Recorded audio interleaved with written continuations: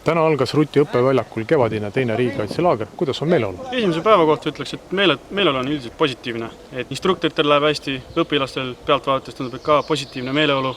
Et tegevusi on piisavalt, saab soe toitu, vaba õhk on, vaba on hea olla.